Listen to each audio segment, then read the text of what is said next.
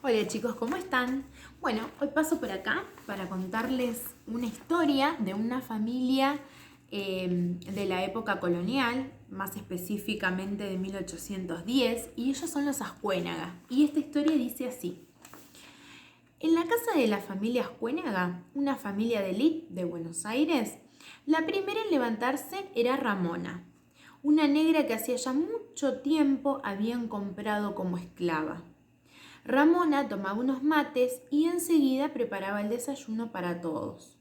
En esa casa, además de los Ascuénaga, vivían otros parientes, como hermanos, primos, abuelos, eran un montón.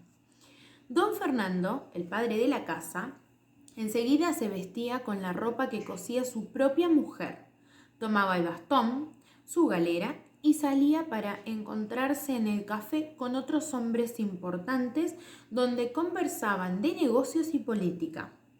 En esos cafés las mujeres tenían la entrada prohibida.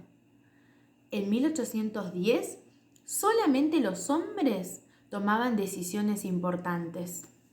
Miren,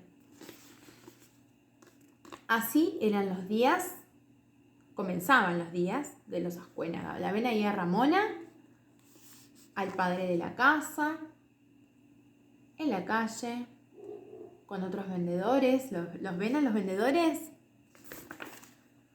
Bien, seguimos. La señora de la casa se llamaba María Casilda Remedios, pero la llamaban solo por el último nombre. Ella se ocupaba de los quehaceres del hogar y de la educación de sus hijos, José, María y Catalina. Remedios había casado muy joven con don Fernando.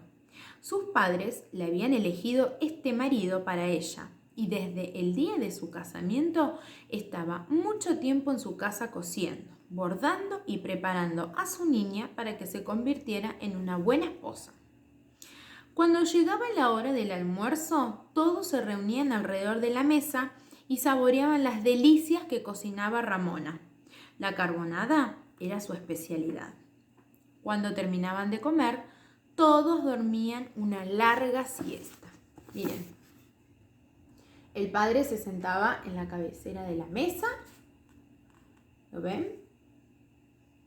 El hijo varón del otro lado y en el medio las mujeres, ¿sí? Y Ramona era quien les cocinaba y les servía.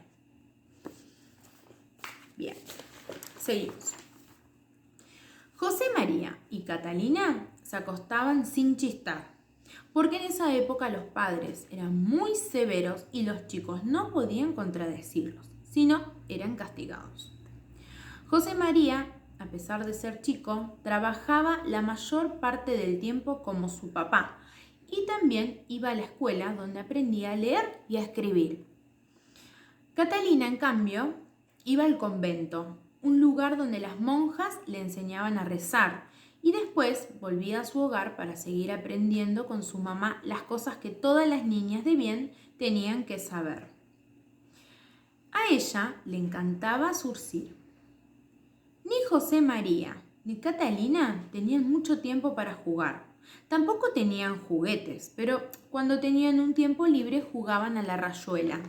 ¿Ustedes conocen el juego de la rayuela? Yo lo jugaba cuando era chica. Miren.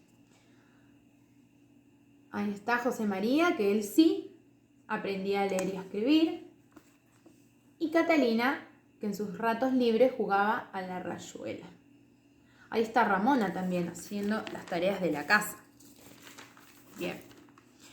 Al atardecer, la familia se volvía a reunir. Don Fernando tomaba mate cimarrón y Remedios mate dulce.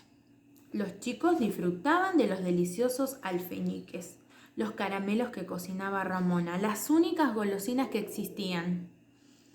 Cuando se escuchaban las campanadas de la iglesia, sabían que había llegado la hora de la oración. Entonces todos, incluso los criados, rezaban el rosario. Cuando la luz del sol ya no alumbraba lo suficiente, se encendían las velas de la casa y se preparaban para cenar una rica sopa de fideos o arroz, tortillas de acelga o carne hervida. Llegada la noche, todos se iban a dormir. A veces escuchaban la música de alguna tertulia vecina y esperaban que el piano terminara de poder conciliar el sueño. Miren. Ahí tenemos al papá, la mamá y a Ramona que ayuda a acostar a los niños. Bueno, esta es la historia de los Ascuénagas, que es una familia, ¿sí?, de época colonial, donde tenían otras costumbres, unas similares a las nuestras y otras no tanto, ¿sí?